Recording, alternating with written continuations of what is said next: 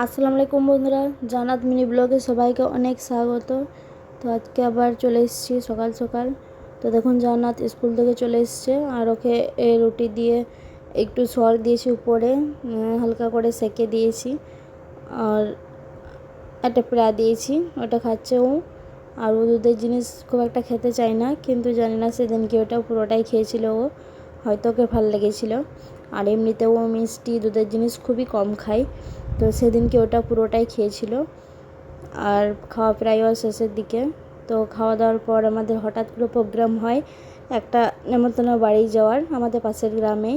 তো জান্নাত রেডি হয়ে গেছে, আর আমাদের সাথে তামিমও গিয়েছিল। তো আমরা টোটো ধরার জন্য দাঁড়িয়ে আছি রাস্তার মধ্যে। আর দেখুন কেমন বৃষ্টি নেমেছিল, টানা 1 ঘন্টা বৃষ্টি হয়েছিল সেদিন কি। আমরা দাঁড়িয়েই ছিলাম। ছাগলগুলো দেখুন একদম ভিজে গিয়েছে কেমন। আর জান্নাত দাঁড়িয়ে আছে এই বৃষ্টির মধ্যে। আমরা অনেকক্ষণ দাঁড়িয়েছিলাম, প্রায় 1 ঘন্টা কাছাকাছি। তারপর বৃষ্টি ছাড়ার পর গিয়েছিলাম নেমন্তন্ন বাড়িতে। তারপর গিয়ে খেতে বসেছিলাম, কারণ তখন খাওয়ার টাইম হয়ে গেছিলো। তো চিকেন আর আলু পোস্ত দিয়ে ভাত খেয়েছিলাম সেদিন কি। তারপর বাড়ি ফিরে জান্নাত আর তামিম দেখুন পুকুরের পাড়ে একটু দাঁড়িয়েছিল।